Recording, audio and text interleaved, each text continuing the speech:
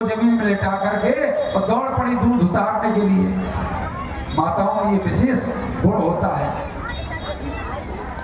कि कोई भी काम कर रही हो, अगर दूध उबलने को चढ़ा है तो उनकी नजर दूध पर रहती है, क्योंकि ऐसा माना जाता है कि दूध उबल जाता है तो बेटे की आयु कम हो जाती है। तो इसलिए हमारी माताएं बड़ी चिंतित रहती हैं अपने पुत्र के लिए।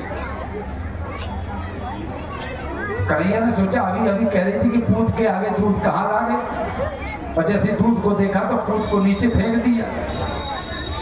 कन्हैया को बड़ा क्रोध आया। कन्हैया ने उठाया एक पत्थर, जितनी भी दूध दही की मटकियां भरी रखी थी सब में एक एक पत्थर मारा तो सब बह गया, पूरे आंगन में दूध दही भर गया। अब तो कन्हैया ने एक सीटी मारी, हजारों बंदर आ गए, उखल पर चढ़ करके भगवान सबको लुटाने लगे माखन। अब धमाम की आवाज सुनी, मैया भी भागी। मैया ने देखा, हे भगवान, ये गोपियां ठीक कह रही थी कि तेरो लाला बड़ा नटखट है, आज समझ में आयो। उठाई कर मैया ने छड़ी, और जैसे ही पीछे दौड़ी तो कन्हैया आगे आगे, मैया पीछे पीछे, पूरे ब्रज की गोकुल की गलियों में मैया को घुमा करके थका दी। मैया एक जगह बैठ गई थक करके, बोली, कन्हैया लाला तू जल्दी से मेरे पास आ जा। मैया कन्हैया बोले, मैया तू मारेगी? नहीं मारूंगी नहीं, तेरी पूजा करूंगी। अच्छा भैया पूजा करोगी? अब कन्हैया क्या जाने की पूजा क्या होती है। दौड़ करके आ गए, मैया ने पकड़ा हाथ, चल आज तो तुझे छठी का दूध याद दिलाऊंगी। लेकर के गई मैया, और जिस उखल में कन्हैया चढ़े थे उसी उखल से रस्सी से बांधने लगी। संस्कृत में दाम माने रस्सी, उधर माने पेट होता है, तो पेट को रस्सी से बांधने लगी, लेकिन पूरे ब्रजमंडल की रस्सी लगा दी मैया ने, कन्हैया को बांध नहीं पाई। कन्हैया ने देखा, जब मैया हाथ थक करके पसीना पसीना हो गई तो जो 2 अंगुल की रस्सी कम पड़ रही थी, उसी 2 अंगुल की रस्सी में भगवान बंध गए। जानते हैं क्यों? भगवान भक्त के बंधन में तब बनते हैं जब भक्त का परिश्रम पूरा होता है और भगवान की कृपा पुष्ट हो जाती है। जब तक भगवान की कृपा ना हो ना, और भक्त का परिश्रम ना हो, तब तक कृपा नहीं होती। भगवान भक्त के बंधन में नहीं बनते। इसलिए आज नाम पड़ गया दामोदर। समात शून्य गात्राया विस्तृत वरस्त्रजा दृष्ट्वा परिश्रमं कृष्णा प्रत्यासी दशबंधने। अब मैया तो बांध करके चली गई कि लाला आज तू दिन भर धूप में बंधा रहेगा, तब तुझे समझ में आएगा। इधर भगवान मैया भगी, और भगवान ने एक झटका लगाया तो उखल टूट गया, और भगवान घुटनों के बल चलते चलते जैसे ही आंगन से निकले तो आंगन में 2 यमलार्जुन के वृक्ष लगे थे, उनके बीच से निकल गए, और भगवान ने एक झटका लगाया, दोनों वृक्ष नीचे गिर गए। अब तो महाराज उन वृक्षों से दिव्य पुरुष प्रकट हो गए, नल कुंवर और मणिग्रीव। ये दोनों कुबेर के बेटे थे। इन्होंने एक बार नग्न होकर के नारद जी का उपहास किया, तो नारद जी ने श्राप दे दिया कि तुम दोनों जड़ हो जाओ।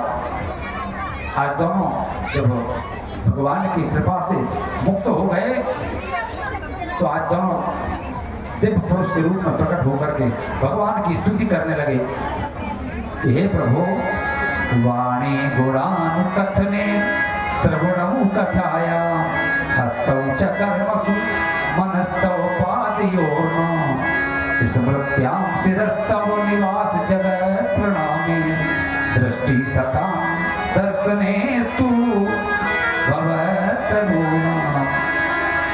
हे प्रभु, ये वाणी सदा आपके ही गुण गाती रहे, दोनों कान आपकी कथामृत का पान करते रहें, और ये हाथ सदा आपकी सेवा करते रहें, ये शरीर आपकी सेवा में लगा रहे। भगवान ने दोनों को वर दे करके मुक्त किया। अब नंद बाबा ने कहा कि भैया एक काम करो, जब से इस ब्रजमंडल में हमारे लाला का जन्म हुआ है तब से कोई ना कोई उत्पात होता ही रहता है, एक काम करो कहीं दूसरी जगह चलते हैं। बस थोड़ी देर में गिरिराज जी की पूजा होगी, और इसके बाद आरती और प्रसाद लेकर के ही आप लोग घर जाएं। बस थोड़ी सी कथा और है, 10-20 मिनट की।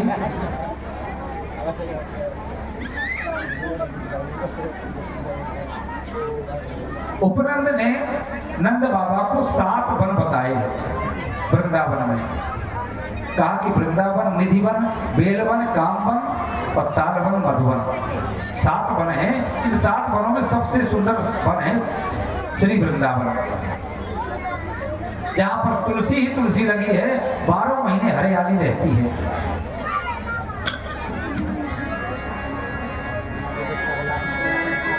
वनम वृंदावनम नाम वसभ्यम नवकान्नम गोप गोपी गवाम सेव्यम पुण्यादि तृणुभिरुदम।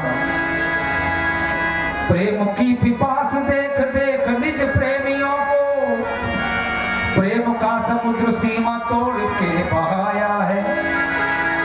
भावुक रसीले जन निराश ना होंगे, अब कामना की पूर्ति हेतु कल्प तल लगाया है। और चिंतामणि जड़ित चारू चादर बिछाही जहां, भांति प्रतिभांति कुंज कुंज से सजाया है। भारत का भूषण तिलक तीनों लोगों का, भक्तों के वास हेतु वृंदावन बसाया है। ऐसा वृंदावन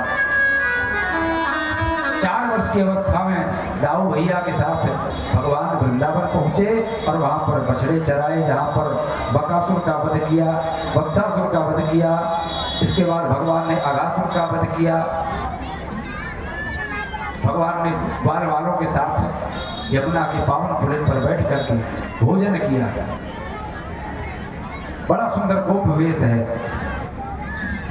विभ्रद वेणु जठर पटियो संग देत्रे चकक्षे, वामे पाड़ो मसल कवड़ तत्फलान्यंगुलीषु तिष्ठन मध्ये सुपरिसुहृदौ हासयन्नर्मभीस्वै स्वर्गै लोके विशति भोजे यज्ञ भोग बाल केली। ऐसा वेश है। बोले विभ्रद वेणु जठर पटियो, भगवान अपने धोती जो पहने हुए हैं, उस धोती के एक तरफ श्रृंगी एक तरफ बंसी फंसे हुए हैं, बीच में बैठे हुए हैं, चारों तरफ से ग्वाल वाल बैठे हुए हैं, घेर मंडल चक्र बना करके, और बीच में बैठे हैं। सब ग्वाल वालों को लग रहा है कि भगवान हमारी तरफ देख रहे हैं। सब ग्वाल वालों से भगवान किसी से नींबू का अचार, किसी से मिर्चा का, किसी से आम का, किसी से आंवला का अचार मंगा करके भगवान अपनी उंगलियों के बीच में फंसा लेते हैं, और हाथ में दाल भात, कढ़ी भात रख लेते हैं, और भगवान प्रेम से पा रहे हैं। मधुमंगल तो बासी कढ़ी लेके आया, तो चोरी से जब पीने लगा तो भगवान ने जाकर के उसकी मुख से जूठी कढ़ी अपने मुख में डाल दी। अब ये बात जब ब्रह्मा जी ने देखी तो ब्रह्मा जी को बड़ा अचंभा हुआ, मोह हो गया। ये कैसा भगवान हो सकता है? अरे न कोई भोजन मंत्र, न कोई आसन, न कोई नियम, न कोई विधि। तो ब्रह्मा जी आकर के ग्वाल वालों के बछड़ा और गाय चुरा लेंगे। तो भगवान ने भी उतनी ही सृष्टि फिर तैयार कर दी, जितने ग्वाल बछड़ा गाय बछड़ा चुराए थे ब्रह्मा जी ने, उतने ही भगवान स्वयं बछड़ा बन गए, गाय भी बन गए। 1 साल बाद जब गाय का दूध पान करने के लिए बछड़ा दौड़े तो गाय मारने लगी। तब दाऊ भैया ने ध्यान लगा के देखा कि सब में श्री कृष्ण का दर्शन हो रहा है। तब दाऊ भैया ने ये बात श्री कृष्ण से पूछी। इधर ब्रह्मा जी जब देखने आए कि चल करके देखा जाए वृक्ष का क्या हाल है, तो देखा कि जितने गाय बछड़े चुराए थे उतने ही गाय बछड़े इधर चल रहे हैं। तब आकर के 4 मुख थे, इसलिए 40 श्लोकों में ब्रह्मा जी ने बड़ी दिव्य स्तुति करी। नौमीते ब्रह्मपुसे तटिदंबराय गुंजावतंस परि पिच्छल सन्मुखाय वनयस्त्रजे कवल वेत्र विसान वेणु लक्ष्मण प्रिय मृदुपदे पशुपांग जाय। ब्रह्मा जी कहते हैं, स्तुति करने योग्य प्रभु, हम आपको नमस्कार करते हैं। अब बताओ, ब्रह्मा जी हैं भगवान के बेटा, और बेटा बाप की परीक्षा ले रहा है। अब बेटा बाप की परीक्षा ले तो क्या उचित है क्या? इसलिए ब्रह्मा जी ने भगवान की स्तुति करी, ब्रजवासियों की स्तुति करी। अहो भाग्यम नंद गोप ब्रजगोसाम यन्मित्रम परामानंदम पूर्ण ब्रह्म सनातनम। लेकिन भगवान ने ब्रह्मा जी को माफ नहीं किया। क्यों? क्योंकि ब्रह्मा जी ने भगवान को ग्वाल बालों से दूर किया, गायों से दूर किया, इसलिए भगवान को गायों के नाथ हैं, माफ नहीं किया। परिक्रमा 4 परिक्रमा लगा करके ब्रह्मा जी चले गए। अब भाई भगवान ने गाय लेकर के यमुना के किनारे जब आए तो गायों ने घास खाई तो मूर्छित हो गई। भगवान को बड़ा कष्ट हुआ कि यमुना में ये कालिया नाग रहता है, इसी ने इतना विष फैला दिया कि मेरी गायों को तकलीफ पहुंची। इसलिए भगवान ने प्रतिज्ञा की इस कालिया नाग को छोड़ूंगा नहीं। तो भगवान ने गेंद का खेल रचाया, सब बाल वालों से कहा कि चलो गेंद खेलते हैं। और भगवान ने गेंद का खेल खेला। बाल वालों ने जैसे ही गेंद फेंकी तो भगवान ने वो गेंद लेकर के बड़ी जोर से चला दी। वो गेंद चली गई जमुना जी में। अब बाल वाल बोले कन्हैया हाँ तो वही गेंद लेंगे। तो भगवान यमुना के जल में कूद गए और वहां जाकर के कालिया नाग का मान मर्दन किया। 101 फणों को रक्त रंजित कर दिया। तब गोपियों ने बड़ी दिव्य स्तुति करी कि हे प्रभु, आपने जो कृपा भोलेनाथ पर नहीं की, राजा बलि पर नहीं की, भोलेनाथ ने आपका भजन किया तब जाकर के उनको आपके चरणों का चरणोदक मिला। राजा बलि ने सर्वस्व दान कर दिया तब जाकर के आपका एक चरण मिला। पर मेरे पति ने तो आपकी कोई सेवा नहीं की और आपने कैसी कृपा की कि मेरे पति को आपने अपने दोनों चरण दे दिए। भगवान मुस्कुराए। नाग पत्नियां कहती हैं प्रभु हमें भी आप अपने चरणों की रस दे दीजिए। भगवान मुस्कुराए कि नाग पत्नियों तुम बड़ी होशियार हो, चरणों की रस चाहती हो ताकि तुम्हारे पति के प्राण बच जाएं। चरणों की रस तो तभी मिलेगी जब हम तुम्हारे पति के फनों से नीचे उतर के जमीन पर आएंगे, तभी तो चरणों की रस मिलेगी। इसलिए भगवान मुस्कुरा रहे हैं। जैसे ही भगवान नीचे आए तो गोपियां चरणों में गिर गई और अपने पति से कहा कि प्रभु से क्षमा मांग लो। कालिया नाग बोला महाराज किस बात की क्षमा? कहा तुमने हमारी गायों को दुख दिया।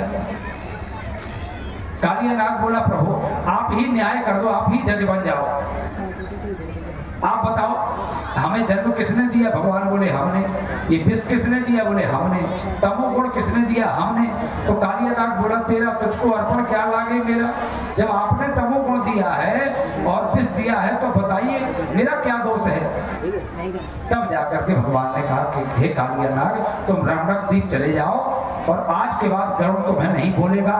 आज भी आपने देखा होगा जो काला नाग होता है ना उसके सिर पर भगवान के चरण चिन्ह बने हुए। इसके बाद भगवान ने एक बार ऐसी मुरली बजाई कि पूरी प्रकृति मोहित हो गई।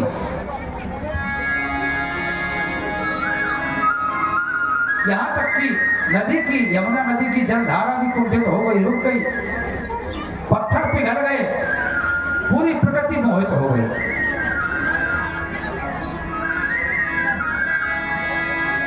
बांसुरी बजाए आज रंग से मुरारी, शिव समाधि भूल गए ऋषि मुनि की नार, वेद पढ़त ब्रह्म भूले भूले ब्रह्मचारी, रंभा समताल चूकी भूली नृत्यकारी, जमुना जल उल्टो भयो भयो शोभा आज भारी, वृंदावन बंसी बजी तीन लोक प्यारी, बाल बाल मगन भये ब्रज की सब नारी, सुंदर श्याम मोहनी मूरत नटवर बपुधारी, सूर को प्रभु मदन मोहन चरण बलिहारी।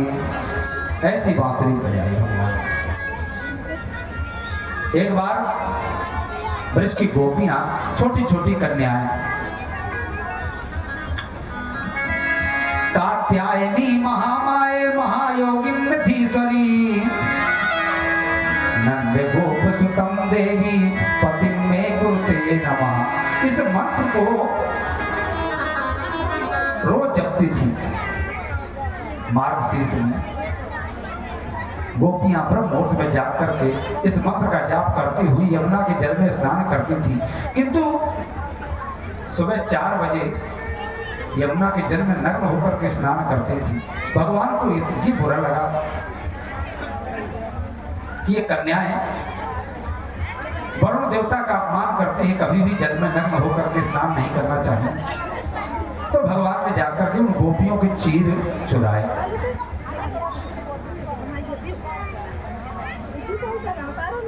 जैसे ही गोपियां जल में स्नान करने लगी, भगवान ने उनके वस्त्र लिए और लेकर के कदम की डाल पर बैठ गए। अब गोपियां स्नान करके जैसे ही निकली तो देखा कि वस्त्र गायब। चारों तरफ देखा, कहीं वस्त्र नहीं दिखाई दे रहे। भगवान ने उसी समय मुरली बजाई। गोपियों की दृष्टि पड़ी, अरे कन्हैया, तो हम स्त्रियों के वस्त्र चुराते हो, तुम्हें लज्जा नहीं आती? भगवान ने कहा, तुम्हें लज्जा नहीं आती? तुम वरुण देवता का अपमान करती हो। गोपियों ने कहा कि यहाँ पर कौन है, किसकी लज्जा करें? भगवान ने कहा, मैं तो हूं। गोपियों ने कहा, आप तो अभी आए हो। भगवान ने कहा, मैं तो हर समय, हर पल, हर क्षण, हर जगह रहता हूं। हरि व्यापक सर्वत्र समाना, प्रेम से प्रकट हो ही में जाना। मेरा निवास तो तुम्हारे हृदय में भी है। मुझसे क्या छिपा है? भगवान ने ऐसा दिव्य उपदेश दिया कि गोपियों की आंखों में जो माया का पर्दा पड़ा था, आज सारा पर्दा समाप्त हो गया। इस प्रकार से भगवान ने गोपियों का चीर हरण किया। तो जानते हैं भगवान की उस समय आयु क्या थी? मात्र 7 वर्ष। जब भगवान के चीर हरण की,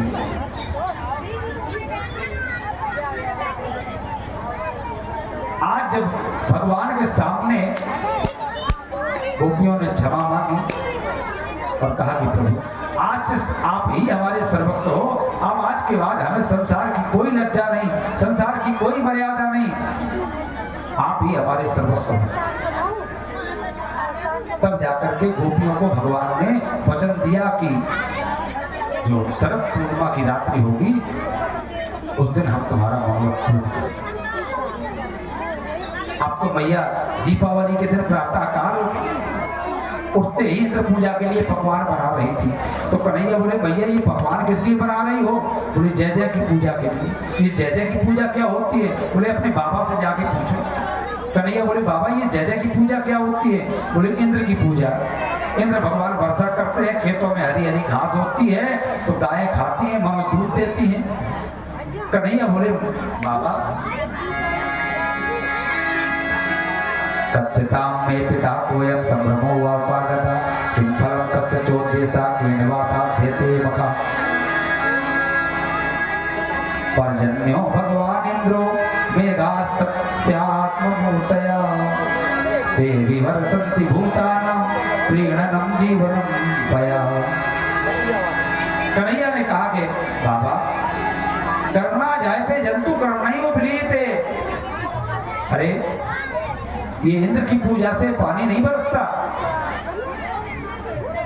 जो लोग इंद्र की पूजा नहीं करते हैं तो क्या उनके खेतों में पानी नहीं बरसता? बरसाते हैं इंद्र। जो लोग सूर्य को अर्घ नहीं देते हैं, क्या सूर्य भगवान उनको रोशनी नहीं देते? चंद्रमा को जो अर्घ नहीं देते हैं तो क्या चंद्रमा उनको शीतलता प्रदान नहीं करते हैं? ऐसा नहीं।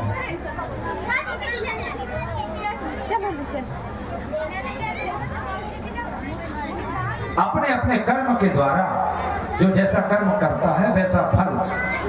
अरे भगवान तो भंडारी है,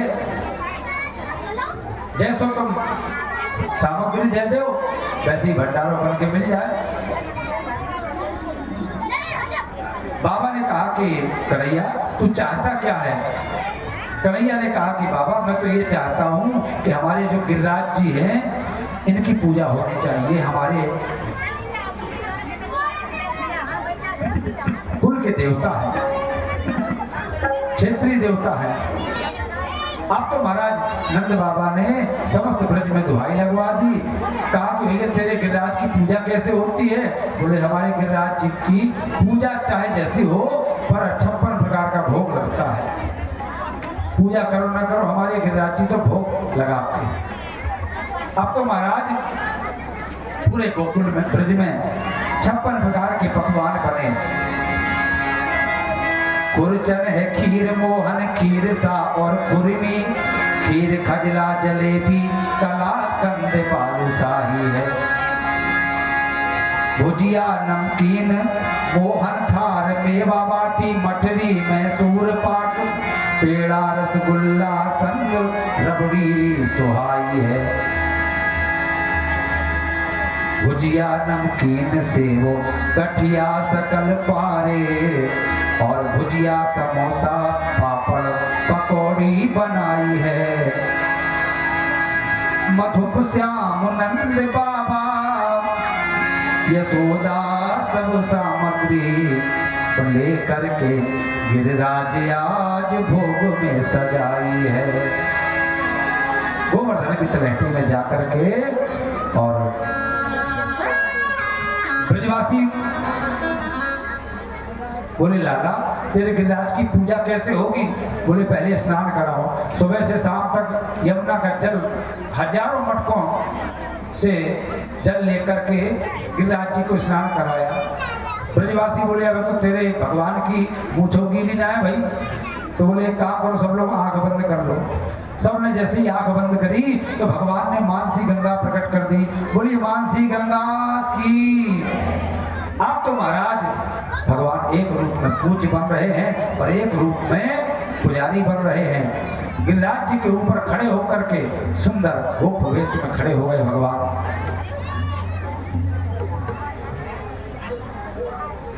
और इधर पूजा करवा रहे हैं। तो आइए हम लोग भी सब लोग मन के साथ, कौन कौन जाना चाहता है गिरिराज जी?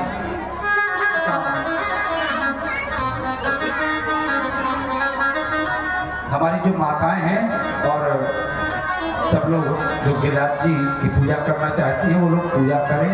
देखो भगवान की पूजा भाव से होती है। हमारे यहाँ कहते हैं मन चंगा तो कटौती में गंगा। अगर आपका भाव है तो आपके गिरिराज जी यहीं पर आप परिक्रमा करेंगे तो आपको जो फल वृंदावन के साथ को उसके गिरिराज जी का परिक्रमा करने का फल प्राप्त होता है, वही फल यहाँ पर गिरिराज जी की परिक्रमा करने से प्राप्त होगा। अगर आपके अंदर भाव है, ये हमारा विश्वास है। इसलिए आज सब लोग गिरिराज जी की पूजा करेंगे, परिक्रमा करेंगे। सब लोग मन के साथ, भाव के साथ। कौन कौन जाना चाहता है वृंदावन? बस एक ही दो लोग। जो लोग वृंदावन जाना चाहते हैं गिरिराज जी, बिना टिकट के, कोई पैसा नहीं लगना, हाथ उठाओ। कितने लोग जाना चाहते हैं? और लोग हुआ है क्या? अच्छा, कितने लोग हुआ है वृंदावन? कोई नहीं, एक तो लोग बस। यहाँ पे ये हाल है कि ना हमको अर्थ चाहिए, ना धर्म चाहिए, ना मुक्ति चाहिए, ना बैकुंठ चाहिए, कुछ नहीं चाहिए। अर्पण करके तन मन धन, चलो रे चलो रे सब गोवर्धन। अर्पण करके तन मन धन, चलो रे चलो रे सब गोवर्धन। राधे राधे बोल के दिखे परब्रह्मा बोल के, अर्पण करके तन मन धन, चलो रे चलो रे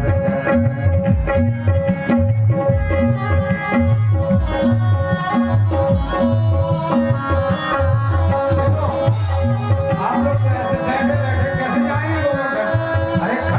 झोंकते हुए, नाचते हुए कैसे जाते हैं? तो चित्रकूट कैसे जाते हैं? कामतगिरी, चित्रकूट के काम का नाथ जो भगवान है ना, ये और गिरिराज जी दोनों सगे भाई हैं।